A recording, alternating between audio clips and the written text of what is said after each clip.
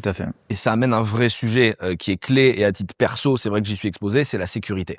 On a un gros problème de sécurité en France. Et d'ailleurs, vous le savez, il y a un journaliste des Échos qui s'appelle Yves Villaginès qui s'est amusé à mettre mon adresse personnelle sur Internet. Alors que ce Yves Villaginès, c'est le directeur du pôle start-up des Échos et qu'il avait lui-même rédigé plusieurs articles pour expliquer à quel point il fallait faire attention à ne jamais faire leaker son adresse sur Internet, parce que c'est comme ça que les kidnappeurs, les gens qui vont chercher de la crypto, des mondes du cash, allaient cibler les entrepreneurs. Et donc ce mec-là, qui avait déjà fait plusieurs articles contre moi, vient mettre mon adresse, et donc évidemment énorme bad buzz parce que j'en parle sur les réseaux.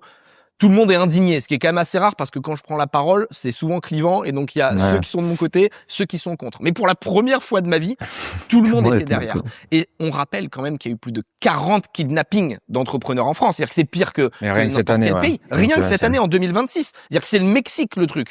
Et les pouvoirs publics ne font pas grand-chose. Ils ont mis en place... Surtout, ils le cachent pour pas qu'il y ait une angoisse collective. Ils le cachent, on n'en parle pas. Et c'est bien pire ce qui se passe dans les kidnappings que ce qu'ils racontent. Parce que moi, j'ai de la proximité avec certaines personnes qui ont eu des soucis, et je vous assure que les mecs qui sont payés 5 000 €, ils vont pas se gêner pour toucher les gonzesses pendant qu'ils font les trucs, pour, bon, on l'a vu, certains sont même fait couper les doigts.